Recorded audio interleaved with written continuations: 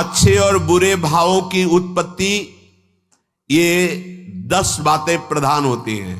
आपके अंदर अच्छे भाव आ रहे हैं या बुरे भाव आ रहे हैं तो उनमें ये 10 बातें प्रधान हैं। पहला, स्थान। आप कहां बैठे हैं, कहां रह रहे हैं, किस जगह खड़े हैं, आपको स्थान देख करके ही बर्ताव में उतरना है। जैसे मदिरालय है, आप वहां खड़े होंगे तो तमोगुण अपने आप बढ़ने लगेगा, आसुरी प्रवृत्ति बढ़ने लगेगी। ऐसे ऐसे जिस स्थान पर खड़े होने से, देखने से, बात करने से हमारी वृत्ति बिगड़ रही, उस स्थान का तत्काल त्याग कर देना चाहिए, वहां से हट जाना चाहिए। पहला है स्थान। जैसे सत्संग, यमुना जी का एकांतिक पावन तट, किसी लता के नीचे, किसी संत भगवान के सानिध्य में, अब हमारा ये स्थान भजन वृत्ति बढ़ाएगा। उस व्यक्ति का घर जिसके पास जाने से वासनाएं बढ़ रही, उस स्थान में जहां दृश्य देखने से हमारे अंदर गंदी बातें आ रही, पहला है स्थान। दूसरा है अन्न। बहुत बड़ा प्रभाव अन्न का होता है। अगर अधर्म के द्वारा कमाया हुआ अन्न है तो बुद्धि अधर्म में ही लगेगी।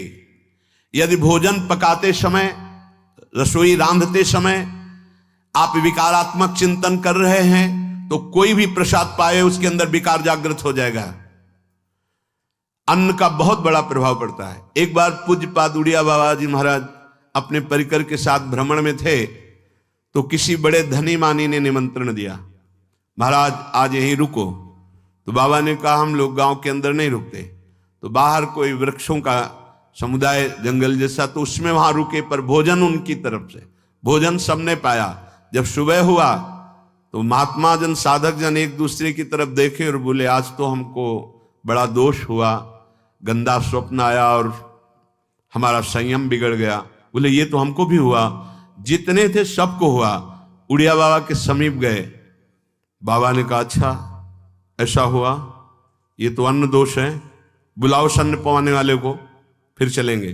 बुलाया और बाबा ने कहा बिल्कुल सत्य बोलना, नहीं तो आप जानते हो इतने महात्माओं के संयम को आपने भ्रष्ट कर दिया, सत्य बोलना क्या बात थी। तो उनका महाराज संतान नहीं हो रही थी, सुना था आप बहुत सिद्ध महापुरुष हैं तो आपके परिकर को इसीलिए पवाया, अंदर काम भाव था कि हमारे कामना थी कि संतान उत्पन्न हो, वैसे चिंतन करते हुए बनाया ऐसे। बोले सबका संयम नष्ट कर दिया, होश में, नरक जाने वाली बात मत सोचो। अरे संतों को पवाओ जैसे अपने पुत्र को पवाते हैं, ऐसी भावना करनी चाहिए। आज हो भाग्य तो परिणाम खुद मंगल में निकलेगा। काम भाव से युक्त होकर क्यों बनाया, सब संतों के अंदर विकार पैदा कर दिया। अन्न का प्रभाव पड़ता है, हम जैसा अन्न पाते हैं वैसा। कई बार सुनाया है, सिद्ध महापुरुष पूज्य प्रातः स्मरण श्री बलराम दास जी महाराज झाड़ू मंडल के, यमुना के पावन तट पर ही है, रास मंडल के पास ही, वो अपने एक लता के नीचे बैठे हुए भगवत चिंतन कर रहे थे। अचानक यमुना जिस नजदीक है तो कोई माई स्नान किए हुए निकली तो नेत्रों ने देखा और विकार उत्पन्न हो गया। वयोवृद्ध सिद्ध महापुरुष, उन्होंने कहा आप तो इस शरीर को नष्ट कर दूंगा। शिष्यों ने कहा महाराज ऐसा क्यों? बोले किसी माता के शरीर को देखकर हमारे अंदर विकार क्यों आ गया? ऐसा नहीं, आज तक कभी नहीं हुआ, ऐसा क्यों हुआ? उनका महाराज आपस में सब शिष्यों ने कि कुछ ना कुछ तो खान पान में गड़बड़ी हो गई तभी ऐसा हुआ। बाबा आज परिक्रमा करते हैं वृंदावन की, बाद में आप जो आदेश करेंगे जैसा करेंगे, पहले परिक्रमा। वृंदावन की परिक्रमा का बहुत बड़ा प्रभाव, जब कभी मन आपका ऐसा विक्षिप्त हो, परेशान हो, तत्काल परिक्रमा प्रारंभ कर देना, नाम जप करते हुए। आप देखना परिक्रमा पूरी होते होते शांति हो जाएगी। बाबा ने खूब नाम कीर्तन करते हुए शिष्यों के साथ परिक्रमा दी, मन का विकार शांत हो गया। उनका ऐसा कैसे हो सकता है कि हमारे अंदर विकार आ गया? ये बड़ी सूक्ष्मता का विषय है। कल प्रसाद कहां से आया था? तो उस समय लाड़िले गोविंद देव जी महाराज यहीं विराजमान थे वृंदावन में। बोले तो ठाकुर गोविंद देव जी का प्रसाद आया था। लकुट उठाई, गए हो तो भगवत स्वरूप तस्मित तज्जने भेदा भावात, भगवान और भगवान के ऐसे जनों में भेद नहीं होता, वो भगवत स्वरूप होते हैं। गए और कहा बताओ आपका प्रसाद न पावे तो अपराध लगे कि प्रसाद नहीं पाया, और प्रसाद पावे तो हमारे अंदर काम जागृत हो जाए, हम तो मरे ना दोनों तरफ से। तो ठाकुर जी बात कर रहे थे, दूसरों को नहीं सुनाई दे रहा था। कह रहे थे कि देखो नाराज मत हो, कलकत्ता की वैश्या थी, उसने भोग लगाया, अब उसने भोग लगाया तो हमने चख पाया, तो आपको प्रसाद का किनका लेना चाहिए? किसने कहा था कि पूरा प्रसाद पाइए? जरा किनका ले लेते हो, मधुकरी पाते। हाँ ये बात आपकी मान, तो हमारा तो पूरा विश्व है, कोई भी भोग लगाएगा हम तो पाएंगे, और हमारे प्रसाद की निष्ठा आप सबके हृदय में, तो किनका लीजिए, पूरा मत पाइए। सोचिए, भगवद अर्पित प्रसाद और वृत्ति, भगवान ने आदेश किया किनका पाओ, माधुकरी मांग के खाओ। यहां वर्णन कर रहे, यदि हम अन्न थोड़ा भी हमारे अंदर दूषित चला गया, तो जब कभी ऐसी विकार की भावना हो, आपके अंदर विकार बन रहा है, तो खोजिए। आपने कोई दृश्य देखा है, आपने किसी से बात की है, आपने कोई ऐसा संकल्प बनाया, नहीं, तो फिर भोजन दोष आ गया, अब आज उपवास कर दो। जब तक वो वृत्ति न नष्ट हो तब तक कुछ मत पाना, जल से काम चलाना, तो एक दिन एक पहर अपने आप शांत हो जाएगा। अगर बहुत विकलता हो रही तो नाम कीर्तन शुरू कर दो, भोजन मत पाना, नाम कीर्तन शुरू, बिल्कुल शांति मिल जाएगी, बिल्कुल। और ये तो उदाहरण महापुरुष इसलिए देते कि हम सावधान रहें। हमारे अच्छे भाव या बुरे भाव में ये 10 बातें बहुत प्रभाव डालती हैं। पहला स्थान, दूसरा अन्न, और तीसरा जल। पानी भी बहुत संभाल के नहीं, आजकल तो देखो प्रायः ऐसे दांत से प्लास्टिक नोचेंगे, ऐसे पानी पिएंगे, कब भरी गई, कहां भरी गई, कैसा पानी, बड़ा देखो कैसा हमारे भजन साधन के लिए विक्षेप पैदा होता चला जा रहा है। पहले सुंदर सरोवरों का जल, मतलब 15 वर्ष तो गंगा जल ही केवल पिया है, जो आकाशवृत्ति से मिला नहीं, गंगा जल ही पिया है। कुआं का जल, फिर आया हैंडपैप का जल, अपवित्र होने लगा। हैंडपैप में जो वाशर, अगर वो कहीं चमड़े का पड़ा हुआ है तो अपवित्र जल हो गया। अब हैंडपैप का भी अंतर ध्यान स्वरूप हो गया, अब तो नहीं दिखाई देता। अब रह गया है मोटर से निकले और फिल्टर में जाए, वो मशीन जो फिल्टर करती पानी को, आरओ, उससे। अब वो जिनके पास है तो है, नहीं तो परिक्रमा लगाया हो, आपको पानी पीने को नहीं मिलेगा। देखो कैसा समय आ गया। भोजन, पहले कोई दगाबाजी भोजन में तो नहीं करता था। गांव में जब जिसके यहां दूध बेचा जाता था ना, उसको बहुत लघु दृष्टि से देखा है, गाय माए एक बराबर होती है, ये दूध बेचता है। 10-5 किलो मठा तो आप ऐसे मांग के ले सकते थे, अगर अड़ोस पड़ोस में वो मठा मिल जाएगा। जब कोई उत्सव होता, फ्री दूध 100-200 500 किलो पूरे गांव के सब दे देते, कोई ऐसे बेचता था। अब दूध नहीं, जब बूढ़े लोग बैठते थे कहते थे पानी बिकेगा आगे चल के। आज पानी बिक रहा है, नहीं बिक रहा, पानी बिक रहा है। हमें लगता है सबको ही पैसे से ही पानी है, वो बोतलें नीली नीली नहीं, इतनी बड़ी बड़ी बिकती, उन्हीं से पानी पिया जा रहा है। आगे और समय, जल का प्रभाव पड़ता है। जैसे हम गंगा जल पीते थे, सही कहते हैं, कई कई दिन जब भोजन नहीं मिलता तो पूरी पौष्टिकता गंगा जल से मिलती थी। गंगा माता के जल से ऐसा लगता था मानो हम परम पावन अमृत पान कर रहे हैं, सारी पौष्टिकता मिलती थी। कुएं का जल अपने आप में पौष्टिकता से युक्त होता, जो हमें चाहिए। आज देखो जल की समस्या हो गई, पवित्र जल पीने के लिए हम तरस रहे, कहां जल और कैसे मिलेगा जल? या तो आप पैसे वाले हो तो आप खरीद करके पीजिए, नहीं तो अब वो जल नहीं रह गया कि कुएं से निकाला पी लिया या सरोवर से पी लिया, या कैसा दुर्भाग्य है। जल का बहुत बड़ा योग है साधना में। जैसे स्थान का तो परम पावन वृंदावन धाम, अन्न का तो अब हम भगवत प्रसाद पाते हैं। तो जल का बहुत बड़ा योग है। आज दूषित होता चला जा रहा है, क्योंकि अब हाथ की बात नहीं रह गई है कि आप सुंदर कुआं से जल लें या सरोवर से जल लें या आप नदी से जल लें। हाँ, स्वामी जी के लिए लिखा हुआ है कि रोज यमुना स्नान और रोज यमुना जल ही पान। हमारे वृंदावन के समस्त भगवत स्वरूपों का स्नान यमुना जल से ही होता था, हो रहा है और होता ही रहेगा।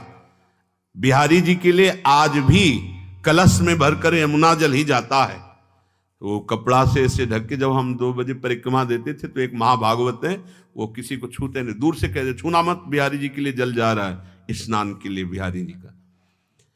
फिर चौथा है आपका परिकर, जहां पर रह रहे हैं वो समुदाय, चाहे परिवार हो या आप समुदाय, वो कैसा है, रजोगुणी है, तमोगुणी है, सतोगुणी है या त्रिगुणातीत भागवतिक है, उसका प्रभाव पड़ेगा। पांचवा है आपका पड़ोस, आसपास वाले घर, जैसा है वैसा प्रभाव पड़ेगा आपके ऊपर। पड़ोस निंदनीय है तो बंधन से युक्त होना पड़ेगा।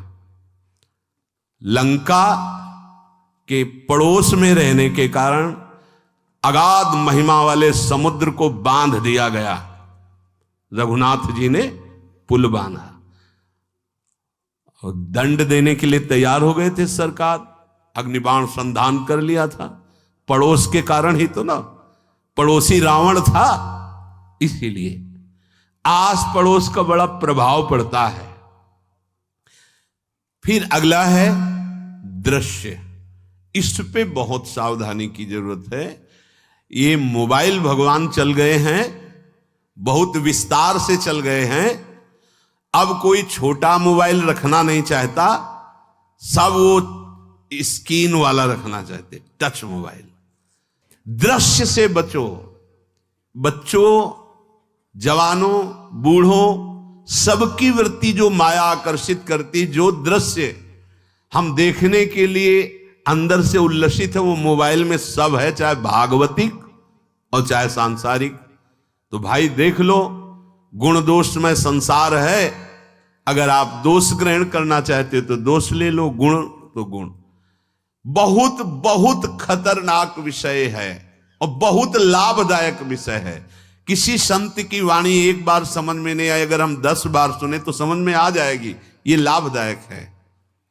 कभी कोई किसी से बात करनी, पहले जाए तो पोस्ट कार्ड चलते थे, एक कार्ड, वो 15 पैसे का इतना बड़ा वाला आता था, 25 पैसे का बंद वाला लिफाफे में आता था, नीले नीले कागज का 15 पैसे वाला कार्ड।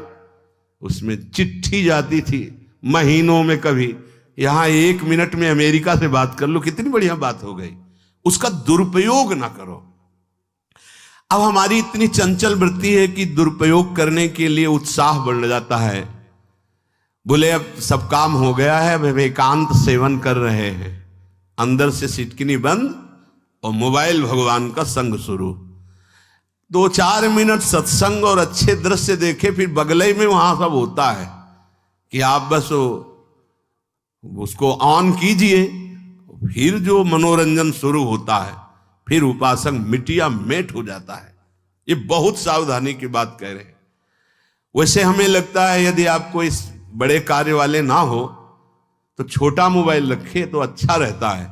तो इसलिए ये एक ऐसा कलयुग भगवान ने रचा है कि बचा पाना बड़ा मुश्किल है। इससे वृत्ति को बचाओ, जो बचा ले गया वो आगे साधना कर सकता है। बहुत सावधान बच्चों।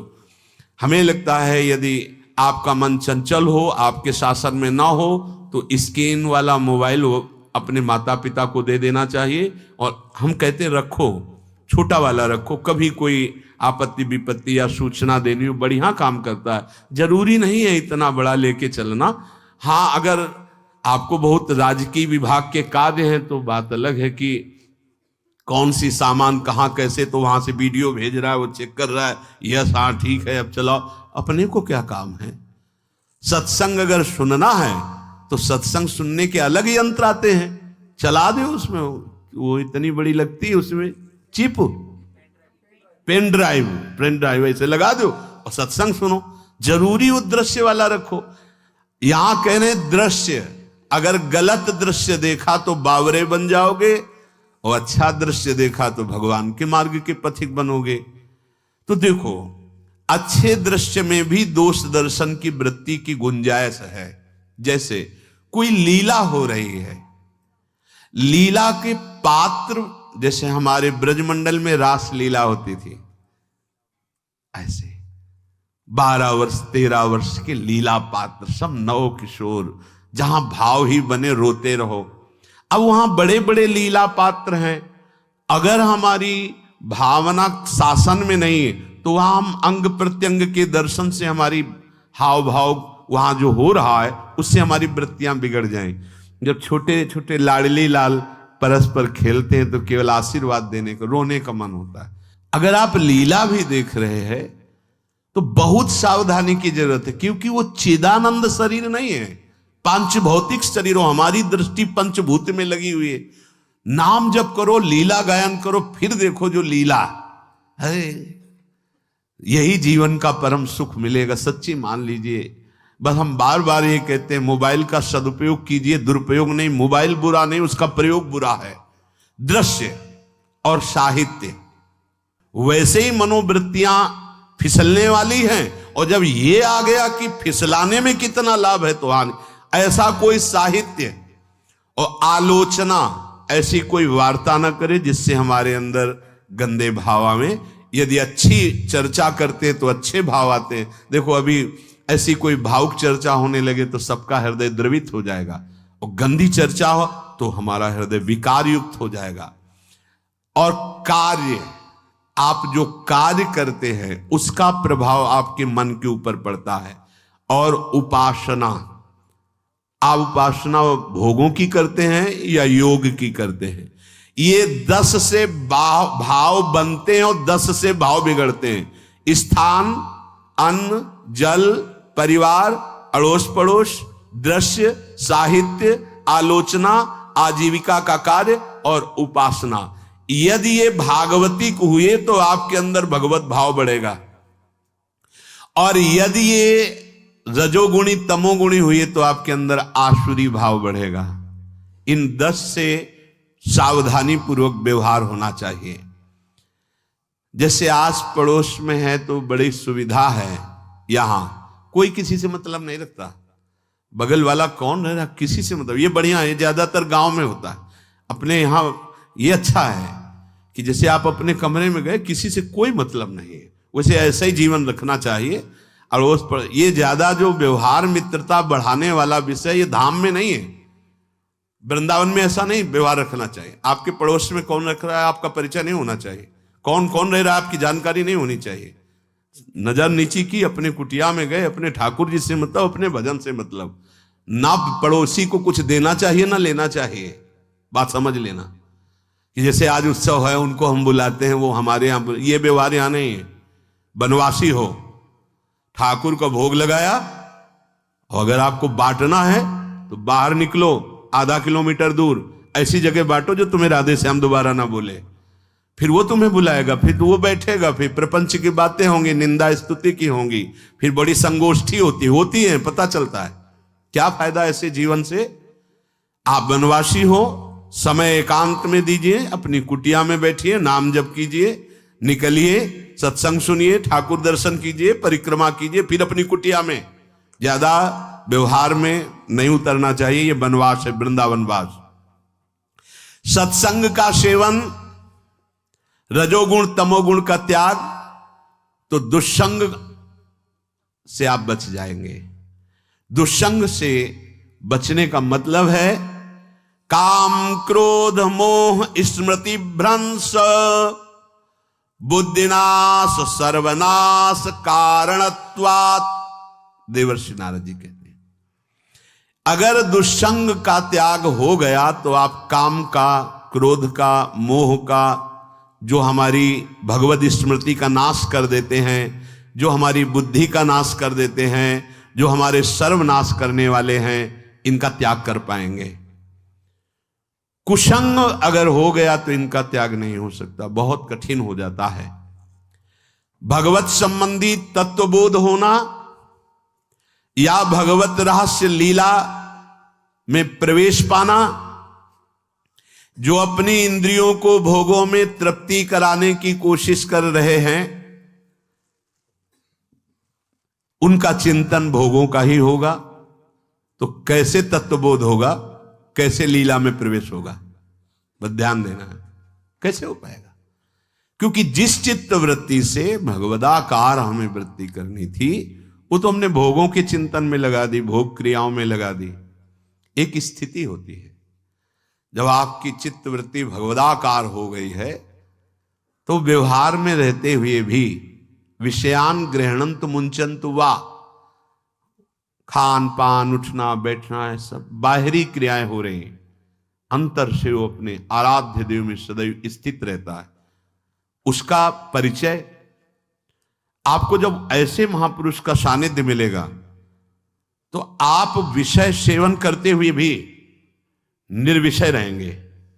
आपके अंदर विषयों की प्रियता नहीं रह जाएगी। आपके अंदर एक प्रबल वैराग्य ऐसी धारणा बन जाएगी, कुछ नहीं, कोई भी तुम्हें प्रभावित नहीं कर सकता। यद्यपि खान पान हर्ष आदि की सब व्यवहारिक वृत्तियां हैं, पर उस महापुरुष का प्रभाव ऐसा होगा कि आपका हृदय निर्विकार हो जाएगा। और बहुत ही त्याग की सब बातें की जा रही, लेकिन हृदय भी सही है, तो संग से विषय रंग बढ़ जाएगा। ये देखा गया है। हृदय अगर निष्प्रिय है, जिसका हम संग कह रहे हैं, तो उसका परिणाम निष्प्रिय निकलेगा। व्यवहार में कुछ भी हो, निष्प्रियता ही आपकी बढ़ेगी, निर्विकारता बढ़ेगी, क्योंकि उसकी स्थिति का संग हो रहा है, उसका प्रभाव पड़ रहा है। तो सर्वनाश की जड़ है विषय चिंतन।